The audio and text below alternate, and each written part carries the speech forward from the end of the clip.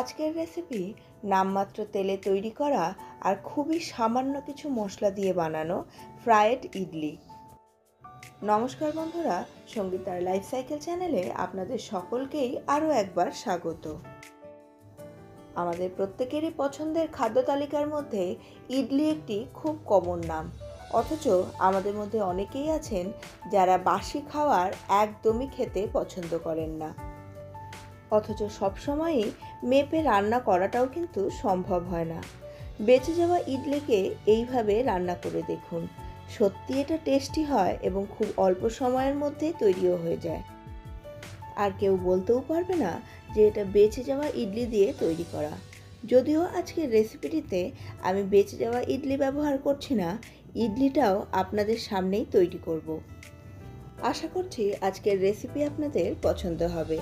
রেসিপিটি পছন্দ হলে লাইক, শেয়ার ও কমেন্ট করতে ভুলবেন না। আর আপনারা যদি আমার চ্যানেলে নতুন হন তাহলে অবশ্যই চ্যানেলটিকে সাবস্ক্রাইব করে আমার পাশে থাকুন। এখানে নিয়েছি 1.25 কাপ চাল। এটা বাড়িতে রেগুলার যে চাল ইউজ করা হয় সেই চাল। এইবার একটি পাত্রের মধ্যে যে পরিমাণ চাল নিয়েছি সেই পরিমাণই বিউলির ডাল আর 2 টেবিল চামচ সবুজ গোটা মুগের ডাল নিয়ে জলে ভিজিয়ে রেখে দেব সারা রাতের জন্য। কিছুটা কাঁচা বাদামও সারা রাতের জন্য জলে ভিজিয়ে রেখে দেব। চালটাকে ভেজানোর সময় এর মধ্যে 1 চামচ মৌরি দিয়ে দিয়েছি। এতে টেস্ট খুব ভালো হয়, আপনারা ট্রাই করে দেখতে পারেন। সারা রাত এগুলোকে ভিজিয়ে রাখার পরে পরের দিন সবগুলোকে একসঙ্গে নিয়ে একদম একটা পেস্ট বানিয়ে নিতে হবে। এইবার এই পেস্টটাকে আবার ঢেকে রেখে দেব 5 থেকে 6 ঘন্টার জন্য, যাতে এটা খুব ভালোভাবে ফার্মেন্ট হয়ে যায়। 5 থেকে 6 ঘন্টা পর প্রথমে একটা ইডলি স্ট্যান্ডের মধ্যে ভালোভাবে তেল মাখিয়ে নেব। এইবার যে ব্যাটারটাকে 5 থেকে 6 ঘন্টার জন্য ফার্মেন্ট করার জন্য রেখেছিলাম, সেই ব্যাটারটা খুব ভালোভাবে আরও একবার মিশিয়ে নেব এবং এর মধ্যে দিয়ে দেব স্বাদমতো লবণ আর সামান্য পরিমাণ চিলি ফ্লেক্স। আবার সবগুলোকে খুব ভালো করে ফেটিয়ে নেব। এইবার এগুলোকে ইডলি স্ট্যান্ডের মধ্যে দিয়ে ভালো করে বেক করে নেব। বেশিক্ষণ না, 15 থেকে 20 মিনিটের মধ্যেই খুব সুন্দর সফট ইডলি তৈরি হয়ে যাবে। এবারে শুধু ইডলিগুলোকে একটি টুথপিকের সাহায্যে টেস্ট করে নিতে হবে, যাতে এটা ভেতরটা পর্যন্ত ঠিকঠাক মতো বেক হয়েছে কিনা সেটা বোঝা যায়।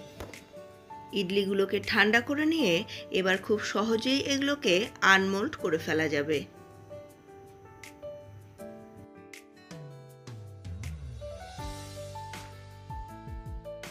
এবারে প্রত্যেকটি ইডলিকে ছোট ছোট টুকরো করে কেটে নেব।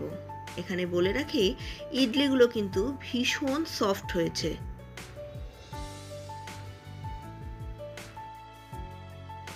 কড়াই গরম করে এর মধ্যে দিয়ে দেব 1 টেবিল চামচ মতো ঘি। ঘিটা যখন গলে যাবে তখন এর মধ্যে কালো সরষা আর কাঁচা লঙ্কা কুচি করে দিয়ে দেব। সামান্য ভেজে নিয়ে এবার এখানে দেব একটুখানি হিং। এরপরে দেব স্বাদমতো লবণ আর কিছু ফ্রেশ ধনেপাতাকে হাত দিয়েই এইভাবে ছিঁড়ে এখানে দিয়ে দেব। সামান্য নাড়াচাড়া করে নিয়ে এবার এর মধ্যেই দিয়ে দেব একদম ফ্রেশ কারি পাতা। ভালো করে ভেজে নেব যাতে কারি পাতা, ধনেপাতা আর হিঙের গন্ধটা বেরিয়ে আসে। এরপর এখানে আরও দিয়ে দিব কিছুটা কাঁচা বাদাম। বাদামটাকেও খুব ভালো করে ভেজে নিতে হবে।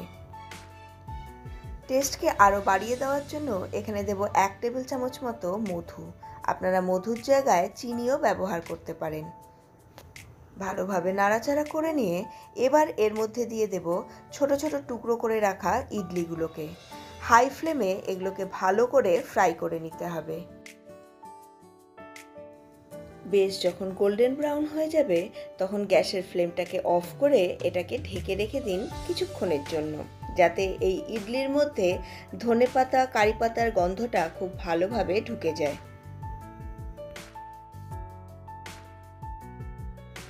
এইবার ইডলিটাকে গরম গরমই পরিবেশন করুন। এটা টমেটোর চাটনির সাথে ভালো লাগবে খেতে, নারকেলের চাটনির সাথে ভালো লাগবে খেতে, আবার টমেটো কেচাপের সাথেও খুব ভালো লাগবে খেতে। আর হ্যাঁ, কাসুন্দি থাকলে কাসুন্দি দিয়েও ট্রাই করে দেখতে পারেন। এটা কিন্তু কাসুন্দির সঙ্গেও খুব ভালো লাগে খেতে। আশা করছি রেসিপিটি আপনাদের পছন্দ হবে। রেসিপিটি পছন্দ হলে লাইক, শেয়ার ও কমেন্ট করতে ভুলবেন না। আর আপনারা যদি আমার চ্যানেলে নতুন হন তাহলে চ্যানেলটিকে সাবস্ক্রাইব করে অবশ্যই আমার পাশে থাকুন। আর চ্যানেলটিকে সাবস্ক্রাইব করলে পাশের বেল বাটনের অলে ক্লিক করে দিন। তাহলে আমার প্রতিটি নতুন রেসিপির নোটিফিকেশন আপনাদের কাছে পৌঁছে যাবে সবার আগে।